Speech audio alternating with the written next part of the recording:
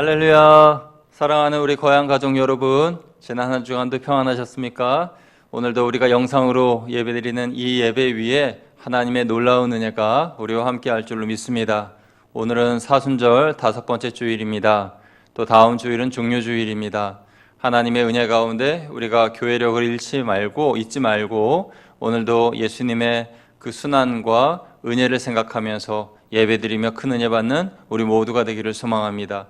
우리 함께 찬송가 25장 찬양하시며 예배를 드리겠습니다.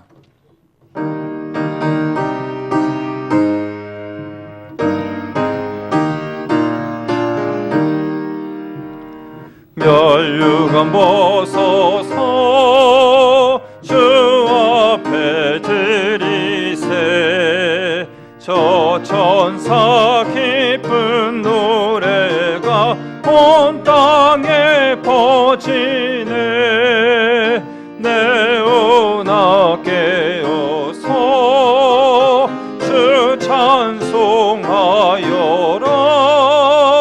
온 백성 죄를 속하신 만왕의 왕일세. 멸류관 벗어서 주 앞에 드리세. 그 손과 몸의 상처가 영광 중 빛나네. 하늘의 천사도 그 영광 보고서 고난의 신비 알고자 늘 모아도다. 멸류관 벗어서 주 앞에 드리세. 온 세상 전쟁 그치고 참 평화 오겠네. 주 보좌 앞에서 온 백성 엎드려 그 한량없는 영광을 늘 찬송합니다.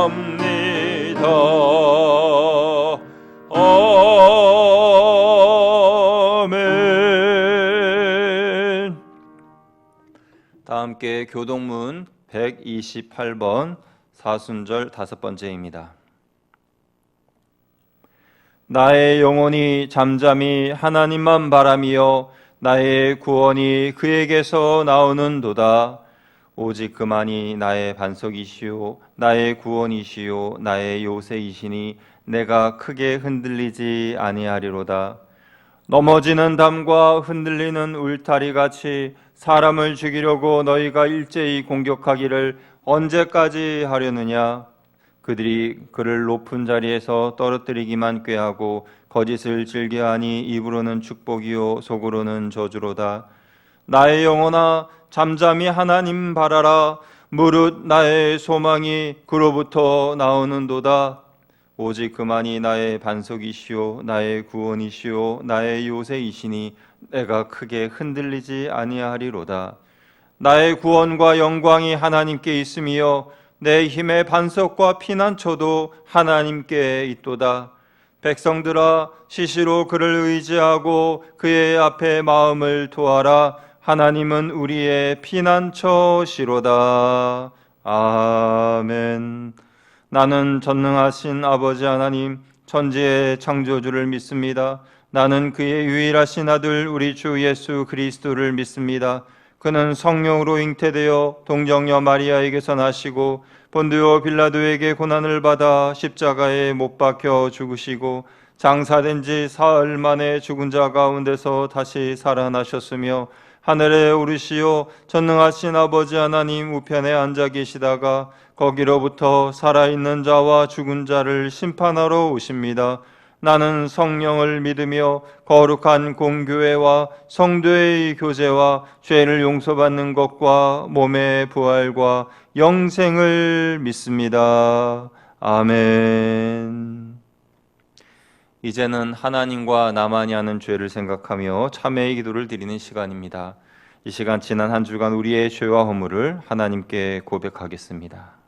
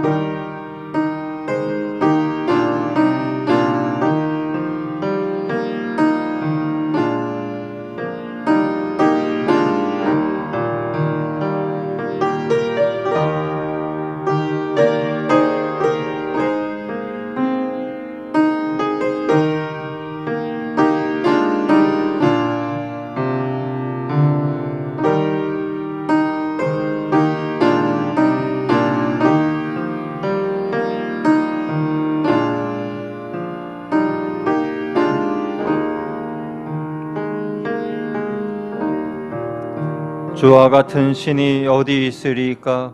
주께서는 죄악과 그 기업의 남은 자의 허물을 사유하시며 인애를 기뻐하심으로 진노를 오래 품지 아니하시나이다. 아멘. 찬송가 277장 찬양하겠습니다.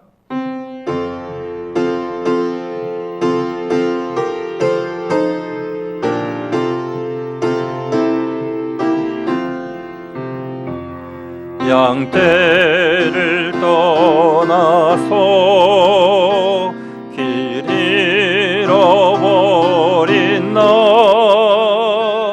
목자의 소리 싫어서 먼 길로 나간대. 방탕한 이 몸을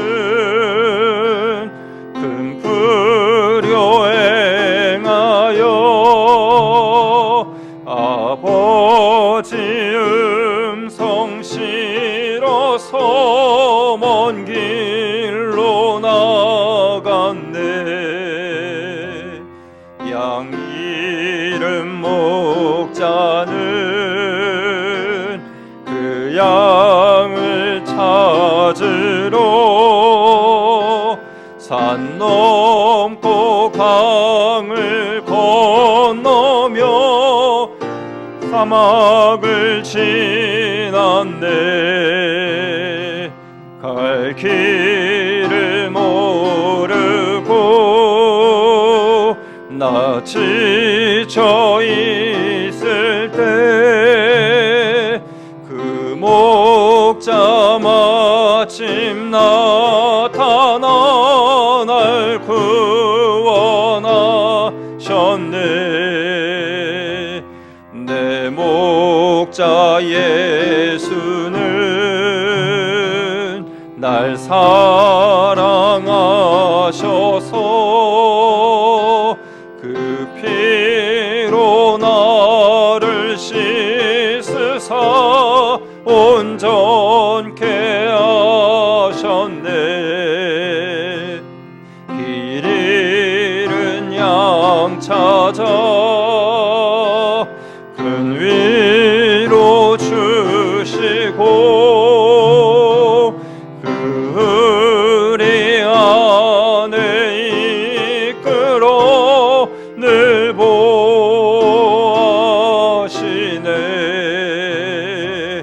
양떼를 떠나서 맘대로 다녔네. 나 목자 음성 들으며 그 길을 따르리. 나 이제 후로는 방황치 않으며 내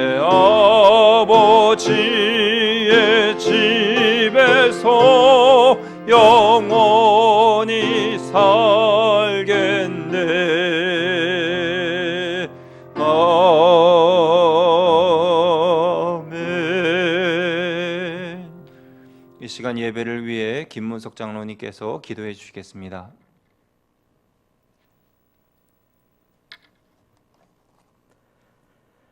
변함없는 사랑으로 눈동자처럼 지켜주시는 하나님의 은혜에 감사와 찬양과 영광을 돌려드립니다. 아무 자격도 공로도 없이 거저 받은 이 은혜가 얼마나 큰지 감사할 수밖에 없는 저희들입니다. 지금 이 시간 저희들을 위하여 이곳에 임재하신 하나님께 영과 진리로 예배합니다. 우리 앞에 놓여져 있는 문제와 두려움을 십자가 앞에 내려놓습니다. 예배의 각 처소마다 하나님의 은혜가 넘치게 하여 주옵소서. 사랑의 주님, 지난 한 주간 저희들의 생각과 마음과 입술로 지은 모든 죄, 참지 못하고 절제하지 못한 저희들의 허물과 죄를 십자가의 보혈로 깨끗하게 하여 주옵소서. 세상의 과학과 의료의 문명은 바벨탑처럼 높아짐을 자랑하지만 눈에 보이지 않는 미세한 바이러스조차 이길 수 없는 우리의 무능함과 무력함을 깨닫고 오직 하나님만을 신뢰하며 살아가는 저희들 되게 하옵소서. 하나님 아버지, 이 나라를 불쌍히 여겨 주옵소서. 말할 수 없는 고통의 늪에 잠겨있는 이 시대에 전능하신 하나님의 지혜와 선하신 방법으로 어려움을 극복하는 이 나라와 민족이 되게 하시고 주님께만 살 길이 있음을 고백하는 백성들 되게 하여 주시옵소서. 미움과 원망과 불평보다 서로 이해하며 긍휼히 여기는 마음을 주옵소서. 어찌해야 할 바를 모르는 이 땅과 경제를 다시 회복시켜 주옵소서. 코로나19로 인해 교회 공동체 예배가 온전히 드려지지 못하고 영상 예배로 대체하는 초유의 사태가 계속되고 있습니다. 하루속히 전염병의 상황이 종료되게 하여 주시고 이 일로 인해 성도들의 신앙이 나태하거나 주일 성수는 물론 교회를 소홀히 여기는 마음이 생기지 않게 하여 주옵소서. 전염병을 통해 나라를 흔들며 백성들을 속이고 영혼을 미혹했던 어둠의 실체가 빛 가운데 낱낱이 드러나고 그들의 깃대가 꺾어지고 사라지게 하옵소서. 이 땅의 모든 악한 영들을 성령의 불로 태워 주옵소서. 거룩하신 하나님 아버지, 3월도 마지막 주일입니다.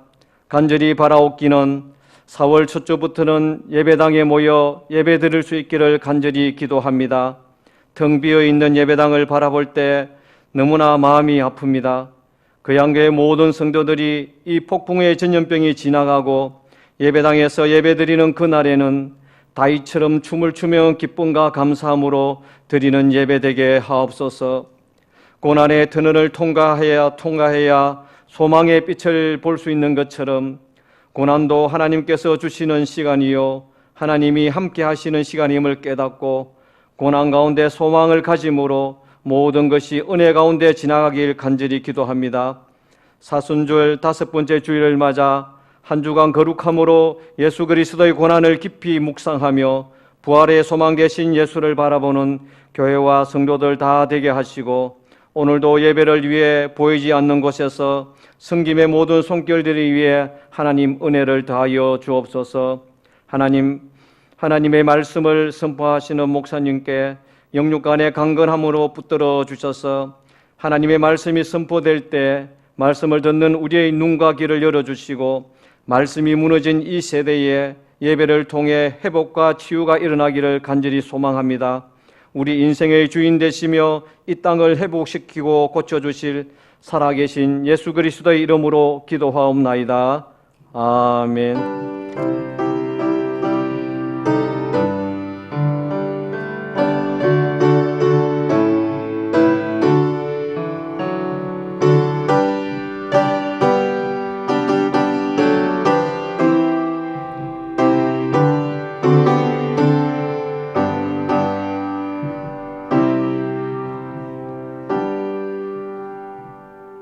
오늘 우리에게 주시는 하나님의 말씀은 요한복음 8장 3절에서 11절까지의 말씀입니다.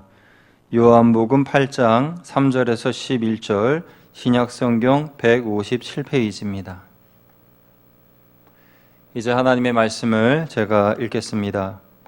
서기관들과 바리새인들이 음행 중에 잡힌 여자를 끌고 와서 가운데 세우고 예수께 말하되 선생이여 이 여자가 간음하다가 현장에서 잡혔나이다. 모세는 율법에 이러한 여자를 돌로 치라 명하였거니와 선생은 어떻게 말하겠나이까?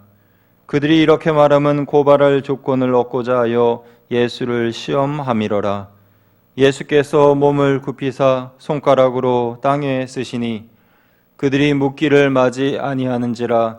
이에 일어나 이르시되 너희 중에 죄 없는 자가 먼저 돌로 치라 하시고 다시 몸을 굽혀 손가락으로 땅에 쓰시니 그들이 이 말씀을 듣고 양심의 가책을 느껴 어른으로 시작하여 젊은이까지 하나씩 나가고 오직 예수와 그 가운데 섰는 여자만 남았더라.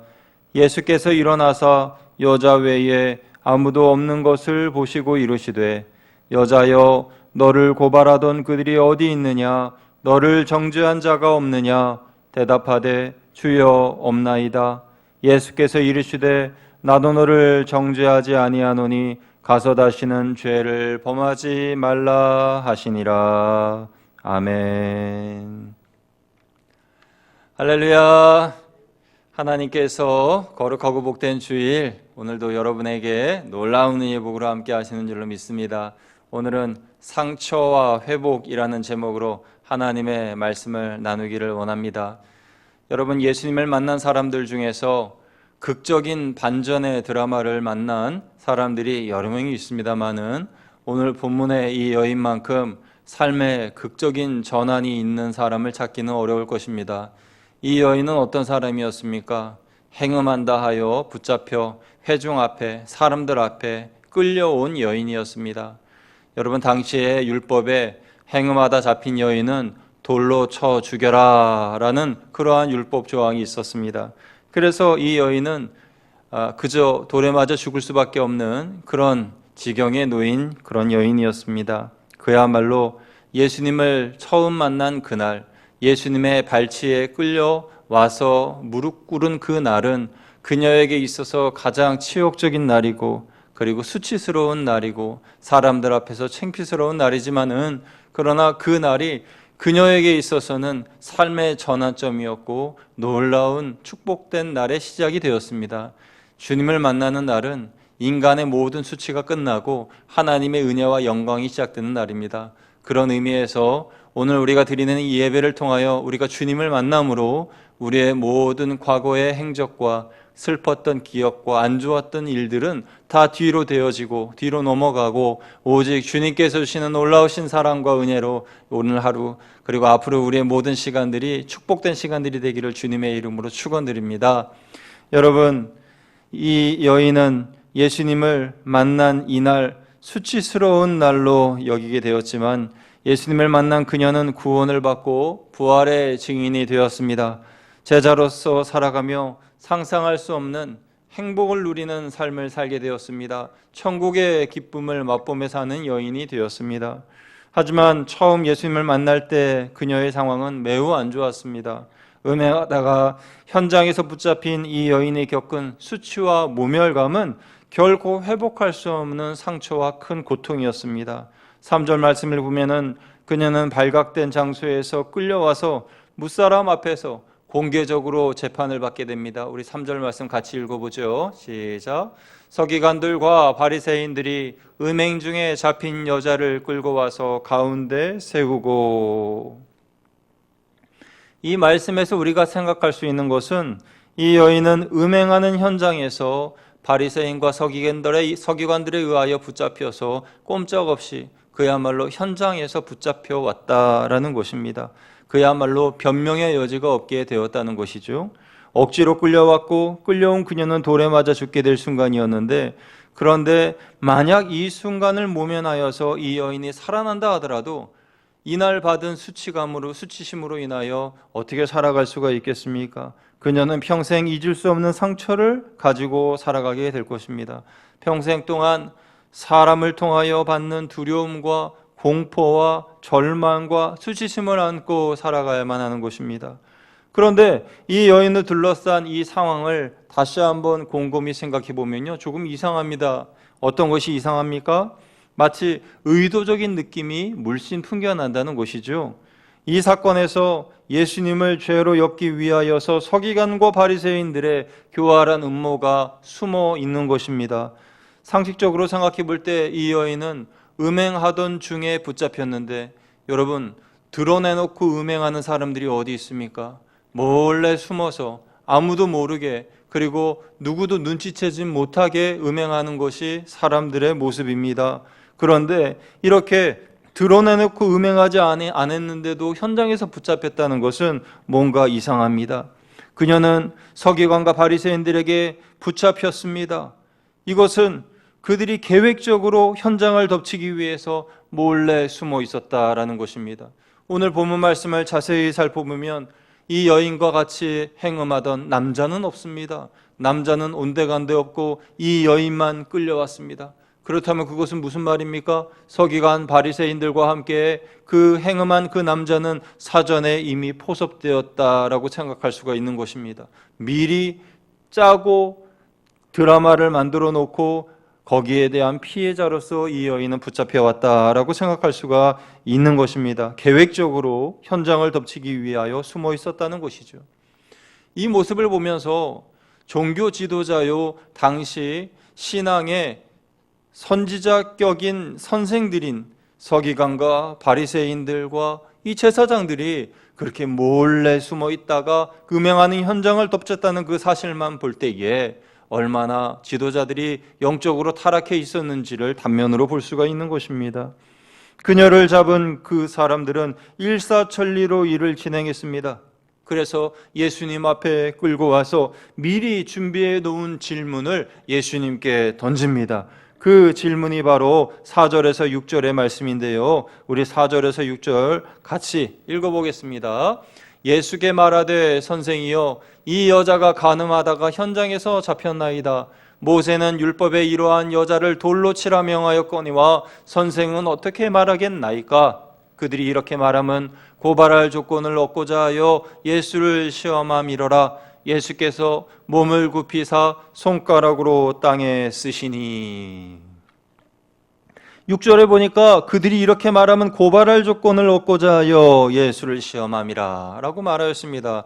그러니까 다분히 의도적이었고 고발할 조건을 얻기 위해서 예수님을 시험하기 위해서 그 여인을 이용했다라는 것입니다. 물론 그 여인이 잘한 것은 아닙니다. 행음하고 음행한 것은 율법을 어겼을 뿐만 아니라 사회적으로도 문제지요. 그런데 그렇게 끌려와서 모욕을 당하고 그런 처참한 상황 가운데 놓일 정도로 그 일들을 기획하고 계획한 이들의 모습을 볼 때에 음행한 여인보다 그 사람들의 죄가 더 크다라는 것입니다, 여러분. 바리새인과 서기관들은 예수님을 모함하기 위해 이 여인을 희생양으로 삼았습니다. 어쩌면 함께 음행한 그 남자도 한통속이었는지도 모르죠. 물론 음행을 한 여인이 죄가 없다는 것은 아닙니다. 여러분, 죄는 크고 작은 것이 없습니다. 하나님이 보실 때에 죄는 다 똑같습니다.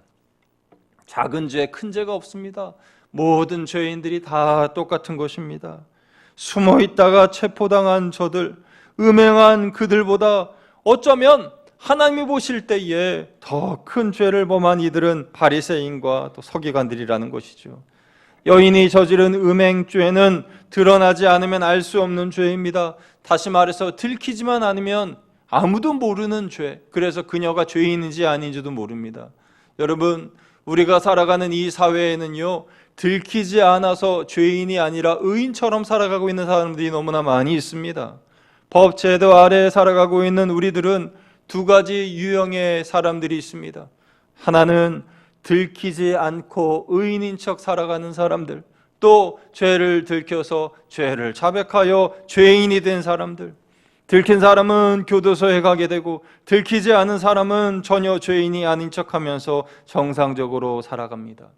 음행죄뿐만 아니라 도적질, 거짓말, 심지어 살인죄도 들키지 않으면 죄인의 모습이 아니라 정당한 모습으로 당당하게 살아가고 있는 모습을 보게 됩니다.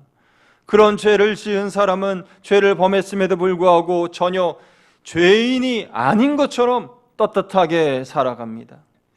인간은 내면에 이런 죄악이 끊임없이 샘솟고 생각으로는 수없이 많은 죄를 반복하면서 살아갑니다. 그래서 모두 다 죄 앞에서 자유로운 사람들은 없습니다. 드러나지 않기 때문에 죄인 취급당하지 않는 것이지, 하나님이 보실 때는 다 죄인이에요. 그 안에 그 죄를 하나님이 다 보고 계시기 때문에 모두 다 죄인인 것입니다. 여러분, 그런데 예수님을 책잡고 함정에 빠뜨리기 위해서 이 여인을 이용한 바리새인과 서기관들은 너무나도 의도적으로 드러나는 죄를 범했습니다. 그런데 오히려 사람들을 선동하여서 저 여자를 돌로 쳐라, 또 예수님에게 나와서는 율법 운운하면서 예수님을 시험하고 있는 모습을 우리는 보고 있는 것입니다. 자신의 목적을 이루기 위해서 수단과 방법을 가리지 않는 모습이라는 거죠. 우리는 법을 악용해서 사람들을 모함하고 파괴시키고 죽이는 사람들을 봅니다. 다시는 그가 회복할 수 없도록 짓뭉개는 일에 앞장서는 사람들을 종종 봅니다. 이런 행위는 교활하고 악랄한 짓이죠. 자신은 종교적으로 의롭다고 말하면서 법을 악용하거나 모함이라는 함정에 빠뜨리는 그러한 정죄하는 일, 그런 일들은 간음죄보다 더 큰 죄악입니다. 여러분, 죄는요, 드러내놓고 행하는 범죄입니다. 이 죄, 이 음행죄는 드러내놓고 하지 않는 그런 죄인데도 의도적인 그런 계획 하에 그들을 드러내게 하였고, 그리고 그들을 정죄하였죠. 그래서 정죄는 악한 것입니다. 사람들은 그런 그들을 보면서 죄인이라고 말하기보다 정의를 수호하는 의인이라고 말합니다. 바로 바리새인과 서기관 같은 사람들을 의인으로 보는 것과 같습니다. 그 누구도 하나님의 위치에서 그 여인을 심판할 수는 없습니다. 심판하고 정죄하는 것은 또 다른 죄를 짓는 행위입니다. 그래서 그 현장에 있던 사람들도 동일한 죄인들입니다. 가늠한 여인에게 돌을 던지기 위해서 손에 큰 돌을 하나씩 들고 있던 사람들, 저들은 이미 준비되어 있던 사람들입니다. 그 직결 심판에서 죄가 있다는 말 한마디만 예수님의 입에서 나오면 돌로 던질 준비가 되어 있는 사람들입니다. 그렇게 돌을 던져서 그녀가 죽게 되면 이 모든 책임을 예수님에게 돌리겠지요. 예수님, 당신이 던지라 하여서 던졌소. 당신이 무슨 사랑의 예수님입니까? 라고 말할 준비도 되어 있었을 겁니다. 군중들은 자신들이야말로 그 순간 정의를 집행한다고 생각했을 겁니다. 음행한 이런 여자는 없어져야 우리 사회가 깨끗해진다고 부르짖었습니다. 그들의 얼굴에는 분노와 핏발이 가득 섰고 그 순간 그녀를 죽이는 일은 신성한 율법을 수호하는 행위며 자신들이야말로 진정한 사회의 공의와 정의를 실천하는 사람들이라고 생각하고 있었습니다. 그런 그들의 손에 큰 돌이 하나씩 들려 있었습니다. 여러분, 이것이 얼마나 모순된 일입니까? 사회를 깨끗하게 하고 정의를 실현한다고 하면서 그 손에는 큰 돌이 들려 있습니다. 마치 강도가 무서운 칼을 들고 내가 사회를 정의롭게 하겠다고, 이 세상을 깨끗하게 하겠다고 말하는 그런 모습과 다를 바가 없는 모습인 것이죠. 오늘 본문에 모여있는 부류는 세 부류입니다. 첫째는 음행한 여인, 둘째는 그 여인을 고발한 서기관과 바리새인들, 셋째는 자칭 정의를 집행하기 위하여 모인 돌을 들고 있는 군중들입니다. 여러분, 이처럼 죄의 오류에 빠진 그들의 질문에 대해서 예수님은 무엇이라고 말씀하십니까? 예수님은 대답보다 행동으로 저희에게 보여주셨습니다. 우리 6절 말씀 같이 읽어보겠습니다. 시작. 저희가 이렇게 말함은 고발할 조건을 얻고자 하여 예수를 시험함이러라. 예수께서 몸을 굽히사 손가락으로 땅에 쓰시니. 예수님께서는 어떤 말씀도 하지 않으셨습니다. 단지 손가락으로 땅에 무엇인가를 쓰셨을 뿐입니다. 바리새인들과 서기관들은 예수님이 뭐라고 쓰셨는지 궁금해서 기웃기웃거렸습니다. 군중들도 기웃거리며 무엇을 쓰셨는지 가서 보았습니다. 성경에는 예수님이 뭐라고 쓰셨는지 기록되어 있지 않지만 그들이 본 그 글, 그것은 하나같이 자신들의 손에 있는 무거운 돌을 땅에 떨어뜨리게 만드는 글이었습니다. 그러니 아마도 그 글은 그 예수님의 글을 보기 위하여 온 그 사람의 죄를 지목한 그런 글이었을 것입니다.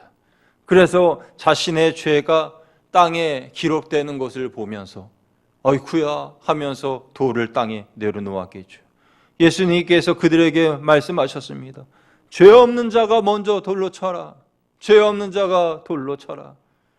죄 없는 자가 아무도 없었기에 다 돌을 떨어뜨릴 수밖에 없었던 것입니다. 그리고 그들은 하나 둘씩 조용히 그 자리를 떠나게 됩니다.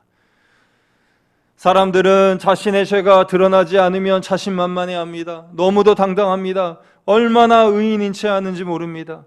그러나 예수님께서 땅에 글을 써서 네 죄가 이 죄다라고 적어주실 때, 그 죄를 보게 될 때, 자신의 죄가 드러나게 될 때 조용해집니다. 뒤로 숨습니다. 손에 있는 돌을 떨어뜨립니다. 여러분, 하나님이 우리를 보실 때에 어떤 마음이실까요? 단지 죄가 드러나지 않았다는 이유로 너무나 당당해하는 우리의 모습을 보시면서 어이없어 하시지는 않을까요?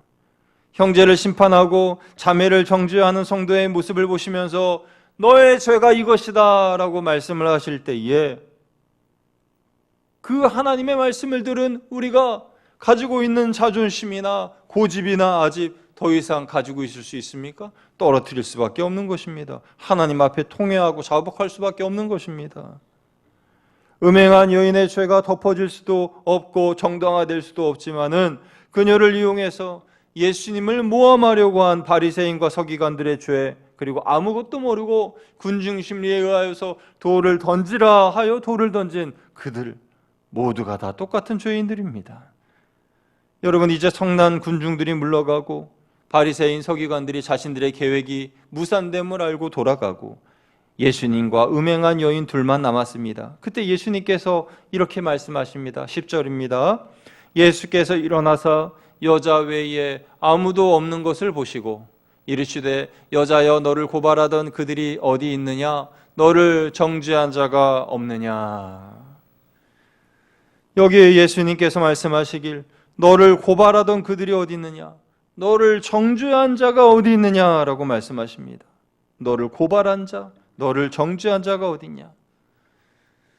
그러면서 예수님께서 말씀하십니다. 나도 너를 정죄하지 않겠다라고 말씀하시고 그녀를 용서해 주십니다. 여러분, 고발과 정죄는 크리스찬의 마음속에 담아두어서는 안 될 것들입니다. 우리는 예수님을 닮은 사람들로서, 예수님을 따라 사는 사람들로서 예수님을 본받아야 되는데 예수님은 고발과 정죄를 마음에 품고 사시지 않으셨습니다. 고발과 정죄를 품지 않고 그것을 용서해 주셨습니다. 반면에 마귀는 고발과 정죄를 품고 삽니다. 그래서 마귀 가까이 있는 사람들은 늘 고발하고 정죄합니다. 마귀 자체가 우리를 고발하고 정죄합니다. 이렇게 해요. 너는 살 가치가 없어. 너 어떻게 또 그렇게 죄를 짓고 뻔뻔스럽게 살 수가 있니? 차라리 죽어버려라 하면서 우리를 괴롭힙니다. 우리를 정죄합니다. 고발합니다. 죄를 드러냅니다. 인간을 가장 힘들게 하는 것은 죄책감입니다. 여러분, 죄책감에 시달리면 잠도 못 자고 우울증에 시달리게 됩니다. 마음이 편치 않습니다. 그러면서 나 자신을 정죄합니다. 그래, 나는 죄인이야. 나는 살 가치가 없어. 내가 무슨 그리스도인이야? 라고 하면서 자신을 정죄하죠. 자기를 고발하고 또 정죄하고 그렇게 자기 자신을 괴롭힙니다. 그게 마귀의 특기입니다. 그렇게 자신을 정죄하게 만들고 참소하는 것이 마귀의 특기입니다. 요즘 시대는 고소와 고발이 난무하는 시대입니다. 이것만 봐도 시대가 악하고 마귀가 기뻐하는 세대임을 알 수가 있습니다. 여러분은 누구를 고소하거나 고발하는 일은 절대 하지 마시기를 바랍니다.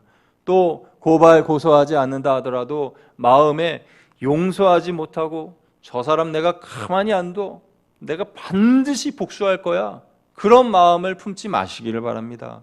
고발, 고소, 정죄, 비판은 마귀의 주특기예요. 성도가 가져야 할 마음이 아니라는 겁니다. 성도는 예수님을 닮아야지 마귀를 닮아서는 안 됩니다. 10절 말씀에 보면 너를 고발하는 그들이 어디 있느냐, 너를 정죄하는 자가 어디 있냐라고 예수님 말씀하셨을 때에 여인은 11절에서 이렇게 대답하죠. 대답하되 주여 없나이다. 주여 없나이다. 예수께서 이르시되 나도 너를 정죄하지 아니하노니 가서 다시는 죄를 범하지 말라 하시니라. 이렇게 예수님 대답하십니다. 예수님께서 나도 너를 정죄하지 않는다. 그러나 가서 다시는 반복하는 죄를 범하지 말아라 라고 말씀하십니다. 그래서 이 예수님의 말씀을 영적으로 잘 깨달은 사도 바울은요, 로마서 8장 1, 2절에 이렇게 말하죠. 같이 읽어보죠. 시작. 그러므로 이제 그리스도 예수 안에 있는 자에게는 결코 정죄함이 없나니 이는 그리스도 예수 안에 있는 생명의 성령의 법이 죄와 사망의 법에서 너를 해방하였음이라. 아멘. 여러분, 예수님께서 동일하게 오늘 저와 여러분에게도 이렇게 말씀하십니다. 이제부터 너에게는 정죄함이 없고 심판도 없다. 이를 위해 내가 너를 위하여 십자가에 못 박혀 죽었노라. 내가 너를 용서하고 회복시킬 것이며 치유할 것이다. 너는 죄로부터 자유해질 준비가 되어 있느냐? 라고 물어보십니다. 예수님께서 범죄한 여인을 보내주셨습니다. 더 이상 죄를 묻지도 않고 정죄도 안 하시며 단지 다시는 동일한 죄를 짓지 말라라고 말씀하시며 그녀를 보내주셨습니다. 그녀에게 자유를 주셨습니다. 예수님은 음행한 이 여인을 불쌍하게 보시듯이 오늘 저와 여러분을 불쌍하게 보십니다. 예수님이 우리를 불쌍하게 보시는 이유는 우리가 죄를 지을 수밖에 없는 연약한 인간임을 아시기 때문입니다. 상처받을 수밖에 없는 연약한 존재임을 아시기 때문입니다. 죄는 밉지만 우리의 본성의 연약함을 아시는 주님이시기에 더더욱 우리를 불쌍하게 여기십니다. 또한 예수님이 그런 우리를 정죄하시지 않는 이유는 정죄는 마귀에게 속한 것이고 사랑과 용서와 긍휼은 하나님께 속한 것이기 때문입니다. 마귀에게 속한 서기관과 바리새인들, 군중들은 죄인을 죽이려고 했지만 예수님은 살리려고 했습니다. 그러니까 예수님은 살리시는 분이고 마귀는 죽이는 존재입니다. 우리가 하나님께 속한 사람들이라면 죽이는 사람이 아니라 살리는 사람이 되어야 합니다. 정죄하는 사람이 아니라 용서하고 긍휼히 여기고 사랑하는 사람들이 되어야 합니다. 여인은 예수님의 조건 없는 사랑을 받고 변화되었습니다. 여인은 진정한 예배자가 되었고 주님을 위해 자신을 정죄하던 주님을 위해 살았고 자신을 정죄하던 세상을 향해 나아가 복음을 전하는 사람이 되었습니다. 희생하는 사람이 되었습니다. 사랑의 힘은 놀랍습니다. 이 세상의 어떤 무기나 군대보다 더 강력합니다. 그러므로 우리는 손에 돌을 들고 이 사회를 깨끗하게 하고 이 사회의 정의를 바로잡으려고 하는 저 성난 군중들과 같은 모습이 아니라 예수님의 사랑을 마음에 품고 그 사랑을 가지고 전하고 나누며 사람들에게 예수님의 사랑을, 하나님의 사랑을, 복음을 전하는 우리들이 되어야 한다는 것이지요. 여인은 예수님의 이 조건 없는 사랑을 받고 변화되었습니다. 우리도 마찬가지입니다. 우리도 조건 없는 사랑을 가지고 세상에 나아가야 합니다. 사랑하는 성도 여러분, 불행한 과거에 매여서 괴로워하지도 말고 정죄하지도 말고 여러분 자유하십시오. 예수님께서 우리를 자유케 하시려고 죽으셨습니다. 우리를 정죄하지도 않으시고 용서하셨습니다. 과거의 상처로부터 벗어나서 다시 회복하는 우리가 되기를 우리 주님께서는 원하고 계십니다. 혹시 내가 음행하다 잡혀온 여인과 같이 하나님 앞에 온전치 못하고 또 사람들 앞에 또 내 스스로가 나를 용납하지 못하는 그러한 아픈 상처를 갖고 있다 하더라도 우리 주님은 용서해 주실 준비가 되어 있으십니다. 숨지 말고 주님께로 나아와 주님 제가 여기 있습니다. 주님 제가 여기 있습니다. 저를 받아주십시오 하고 고백하며 나아가는 우리들이 될 때 그 어떤 죄를 지었더라도 그 어떤 악한 지경에 빠졌더라도 그 어떤 악한 사단마귀의 올무에 묶여서 괴로워하는 처지라 할지라도 우리는 자유한 영으로서 하나님께서 주시는 천국의 기쁨을 누리며 살아갈 수가 있는 것입니다. 이 세대가 악하여서 사방으로부터 우겨싸움을 당하고 도처에 사단이 쳐놓은 올무들이 가득하지만 그러나 우리 주님께서는 우리를 건져주시고 우리를 주님의 품 안으로 인도해 주실 준비가 되어 있으십니다. 상처받은 치유자이신 예수님께로 나아가시기를 축원드립니다. 예수님께서 저와 여러분을 위로하시고 세임 주시고 이 모든 어려운 환경과 지경으로부터 새롭게 놀랍게 은혜 중에 붙잡아 주실 줄로 믿습니다. 함께 기도하겠습니다. 사랑의 하나님 아버지, 감사합니다. 음행하다 붙잡혀온 여인, 그것도 계획적인 그런 모함으로 인하여 잡혀온, 억울하기 그지없고 또 안타까운 그런 반복되는 죄를 범하는 그 여인도 예수님께서는 정죄하지 아니하시고 참소하지 아니하시고 고발하지 아니하시고 용서하여 주셨습니다. 또한 우리도 용서해 주실 준비가 되어 있으십니다. 하나님, 혹시 우리의 삶에 아버지 앞에 나아가지 못하는 죄와 또 악한 마음이 내 안에 있다 할지라도, 드러나지 않은 죄로 인하여 괴로워할지라도 우리 주님께로 나아가면 주님께서 우리를 사랑하시고 용서하사 새롭게 해주신다는 것을 믿고 오늘도 예수님께로 나아가는 우리 모두가 될 수 있도록 인도하여 주옵소서. 우리 주 예수 그리스도의 이름으로 감사하며 기도드리옵나이다. 아멘. 우리 함께 찬송가 286장 찬양하시면서 예물 드리겠습니다.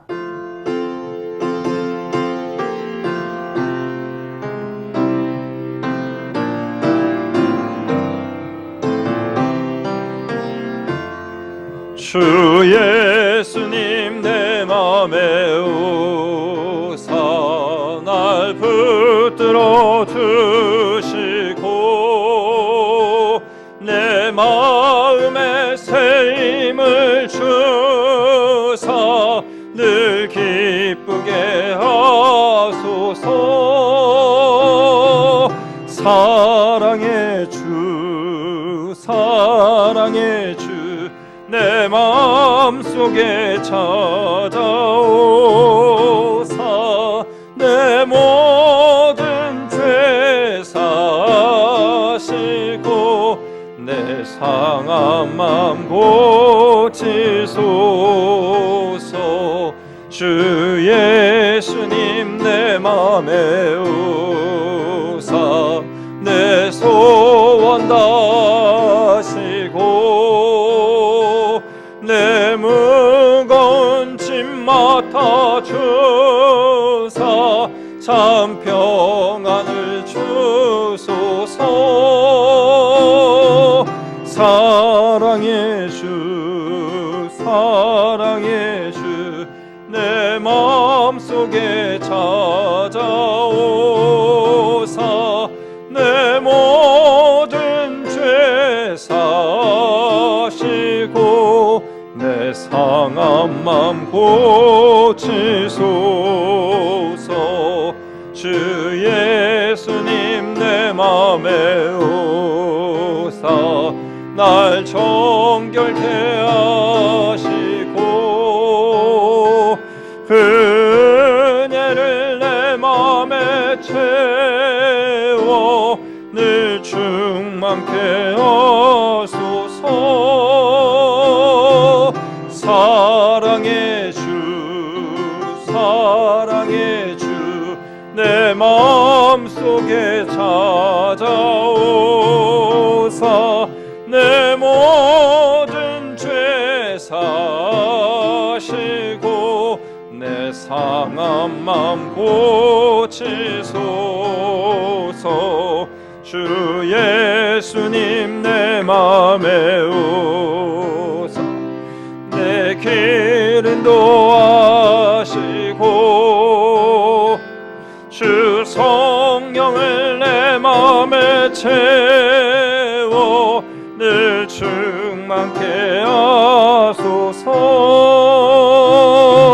사랑의 주, 사랑의 주, 내 마음속에 찾아오사 내 모든 죄 사하시고 내 상한 맘 고치소서. 아멘.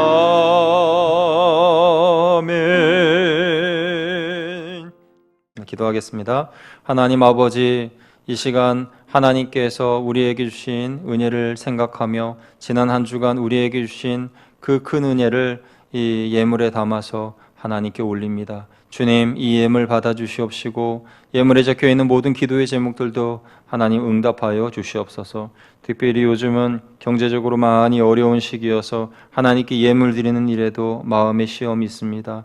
그러나 이 모든 시험을 믿음으로 이기고 주님께로 나아가는 믿음의 하나님의 자녀들에게 은혜를 더하여 주시옵시고 이삭이 흉년 때에 100배의 축복을 받았던 것처럼 그 놀라운 축복과 은혜도 우리 성도님들이 다 받아 누리실 수 있도록 주님 인도하여 주시옵소서. 하나님, 다음 주에는 종료주일로서 우리가 오프라인으로도 예배를 드리기를 원합니다. 하나님, 한 주간 동안 이 확진세가 꺾이게 하여 주시고 코로나가 속히 이 땅에서 사라지게 하시고 모든 세계에서도 다 떠나가게 하여 주시고 그러므로 하나님의 은혜 가운데 우리가 기쁜 마음으로 만나 예배드리는 놀라운 은혜가 속히 임할 수 있도록 주여 역사하여 주시옵소서. 귀한 예물 드린 손길들 위에 은혜 주실 줄 믿사오며 우리 주 예수 그리스도의 이름으로 축복하며 기도하옵나이다. 아멘. 할렐루야. 예, 우리 한번 같이 인사하겠습니다. 우리 옆에 계신 가족들과 함께 또 스크린 너머에 있는 우리 눈에 보이진 않지만 우리 영적 공동체 우리 거양 식구들과 함께 인사하겠습니다. 주님의 이름으로 사랑합니다. 주님의 이름으로 사랑합니다. 할렐루야. 교회 소식 전하겠습니다. 다음 주는 4월 5일입니다. 4월 5일은 종료주일입니다. 종료주일 지난 월요일부터는 고난주간이 시작이 되는 것입니다, 여러분. 그래서 다음 주일은 4월 5일 종료주일 우리 기독교 교회력으로도 매우 중요한 날입니다. 그리고 그 다음 날은 다음 주는 부활절이 됩니다. 그래서 4월 5일은 반드시 우리가 교회에서 예배를 드려야 하겠습니다. 우리 장로님께서 기도하실 때에도 다음 주일 오프라인 예배로 꼭 예배 드릴 수 있기를 간절히 원한다고 기도해 주셨는데요. 그 기도대로 될 줄로 믿습니다. 그래서 다음 주일은 온라인과 오프라인으로 병행하여 예배를 드립니다. 단 우리가 그렇다 그래서 이 코로나 예방책에 대한 정부의 지침에 대하여 우리가 외면하거나 그 지침에 대하여 무시해서도 안 됩니다. 그래서 적극적으로 그 방역 대책에 대하여서 함께 참여한다는 그런 입장에서 사회적 거리 유지를 위해서 예배 시간을 1부와 2부로 나눠서 예배를 드려야 되겠습니다.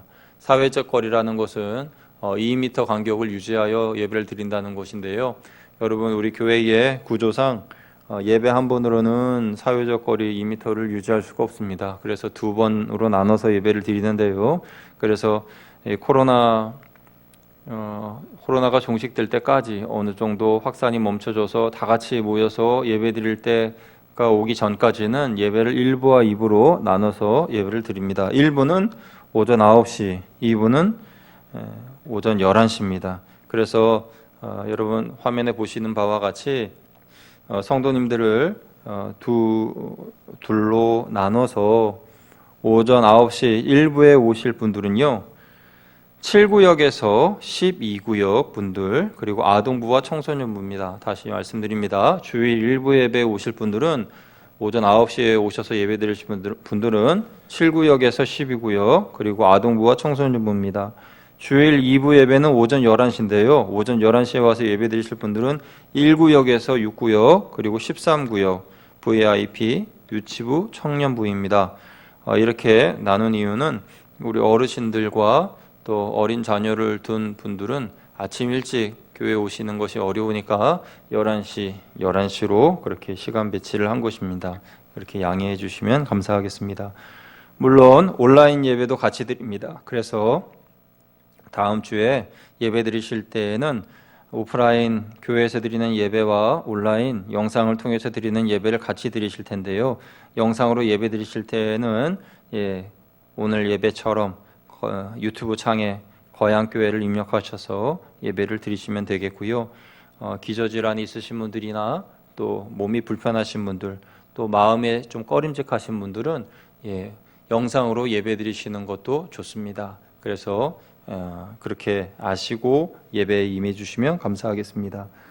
기타 예배, 새벽 예배, 수요 예배, 금요 기도회, 주일 점심과 구역 예배 등등은 추가 공지가 있을 때까지 모이지 않습니다. 새벽 예배 대체로서 커피 한 잔 말씀 한 절이라는 담임 목사의 10분 설교 매일 보내드리고 있습니다. 여러분 말씀을 통해서 새 힘을 얻으시길 바라고요. 저는 여러분이 말씀을 같이 나누시고 문자 한번 보내주실 때 제가 큰 힘을 얻습니다. 목사님 오늘 말씀에 은혜 받았습니다. 힘을 얻습니다. 감사합니다 하실 때 제가 너무나 힘을 얻습니다. 그렇다고 문자를 보내시라는 말씀은 아닙니다. 아무튼 감사드리고요. 새벽에 본당 기도 하기를 원하시는 분들은 마스크를 착용하고 오셔서 손 세정제로 손을 씻고 본당에서 넓게 앉으셔서 기도하시면 되겠습니다. 새벽 5시부터 문을 열도록 하겠습니다. 오늘 사순절 5째 주일이고요. 다음 주일은 종료주일입니다. 예수님의 고난을 묵상하며 절제와 회개의 시간으로 뜻깊은 사순절 절기를 보내시기 바랍니다. 고난중앙 특별 새벽 기도회 4월 6일 월요일부터 10일 금요일까지 오전 5시 30분 준비하고 있습니다. 그래서 특별한 일이 없으면은 고난주간 특별 새벽 기도회도 열도록 하겠습니다. 말씀 대행진 성경 읽기와 사랑 실천에 힘써 주시고요. 선교 바자회 기억하셔서 물품 기증해 주시고요. 어려운 시기에도 봉헌에 힘써 주신 모든 분들에게 감사를 드립니다. 헌금은 온라인으로도 드리실 수가 있습니다. 우리 다 함께 파송 찬양 함께 부르시겠습니다.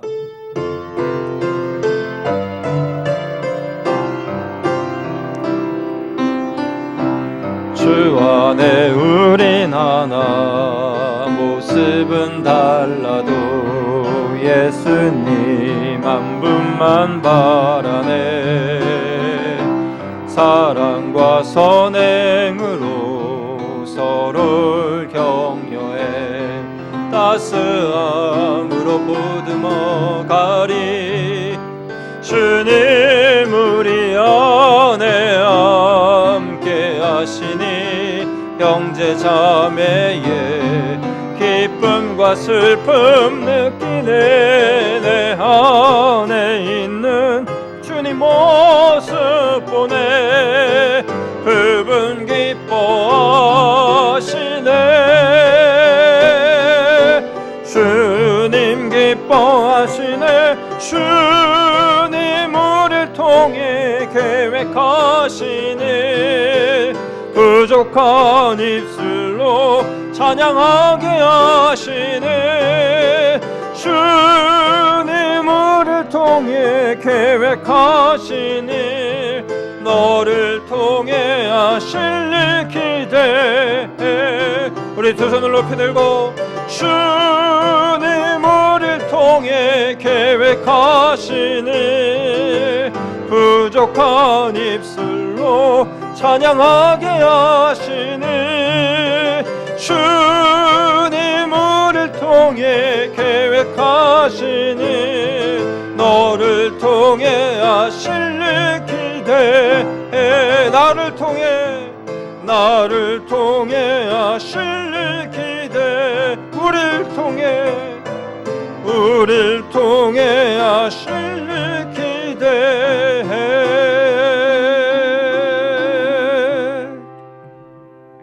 이제는 우리 주 예수 그리스도의 은혜와 아버지 하나님의 무한하신 사랑하심과 성령님의 감동하시고 교통하심이 하나님의 사랑 가운데 지난 한 주간을 보내고 또 새로운 한 주간을 맞이하며 주님의 은혜를 사모하며 나아가는 하나님의 거룩한 자녀들 한 분 한 분 머리 위에 마음속에 상처와 걱정과 염려가 있을 때 예수님께로 나아가 삶의 전환점을 맞이하기를 다짐하는 모든 이들 위해 질병으로 인하여 온 세계가 걱정과 한탄 가운데 있는 이때에 하나님의 위로를 바라는 모든 이들 위해 병역을 위하여서 힘쓰는 모든 이들과 또 의료진들 위해 그리고 온 세계 열방에서 복음을 증거하시는 우리 선교사님들 위해 이제로부터 영원토록 함께하시기를 간절히 축원하옵나이다. 아멘.